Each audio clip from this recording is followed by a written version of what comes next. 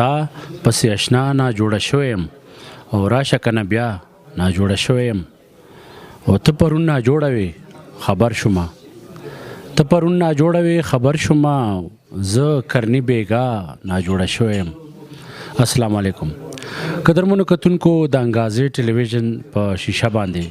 قبول کې د حیدراودان خواږه سلامونه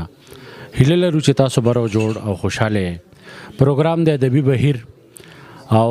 تاسو به وینئ ما سره نږدې ناست دی اویس کرنی چې د عمر په لحاظ خو جونیئر دی خو په ادب کې د یو خپل قد و قامت دی ډېر خوږ ژبی شاعر تاسو چې کله د اویس کرنی شعرونه واورئ نو امید دی چې داد به خامخا ورکوئ او د زړه د خلاصه به ورکوئ. قدرمنو کتونکو اویس کرنی ته په خپل پروګرام ادبي بهیر کې په خیرالي وایو ستړي مشي وایو. اعوذ بالله من الشیطان الرجیم بسم الله الرحمن الرحیم. وړومبنې خو ستاسو ډېره مننه کوم چې دونه لنډ تنګ وخت کې موږ له مقرره کوئ او ډېره مهرباني. کرنی صاحب ترنم هم ستا ډېر شیرین دی او قدرمن کتونکي به خامخا مشتاق وي چې مونږ د کرنی صاحب ترنم هم اورو. خو دا تپوس کوو چې په دومره کم وخت کې څنګه رالی دی ادب د خیرازه دنیا ته د څنګه داسې د چا نه متاثره شوي؟ بس د والد صاحب نه متاثره شوی. ماشاءالله ښه والد صاحب دی هم شاعر دی؟ او جی بالکل نواز مومن صاحب. نواز مومن صاحب او جی. نو ترنم به څنګه دی خوښه د ګرانو کتونکو ته؟ بالکل جی ستاسو ماشاءالله. چې ارشاد په مستقبل کې که یقین ګمان ته غاړې وځي په مستقبل کې که یقین ګمان ته غاړې وځي باور مې نشي که انسان ته غاړې وځي په مستقبل کې که یقین ګمان ته غاړې وځي چالا چې ورنشي اختر کې هم سو غاړه غټې چالا چې ورنشي اختر کې هم سو غاړه غټې دا بد قسمتا دې پخپلا ځان ته غاړې وځي دا بد قسمتا دې پخپلا ځان ته غاړې وځي په مستقبل کې که یقین ګمان ته غاړې وځي باور مې نشي که انسان ته غاړې وځي باور مې نشي که انسان ته غاړې وځي چې هلته لاړ شي هلته ولې په کاڼو باندې چې هلته لاړ شي هلته ولې په کاڼو باندې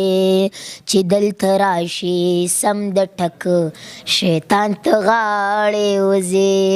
چې دلته راشي سم د ټک شیطان ته غاړې وځي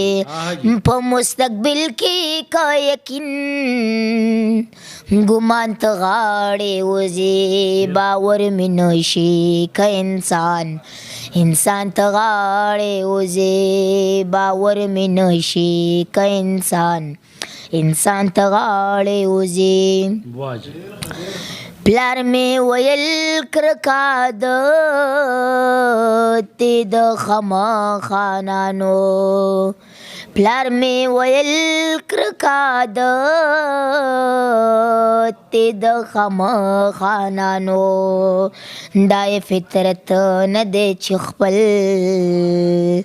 دهقان ته غاړې وځي دا یې فطرت نه دی چې خپل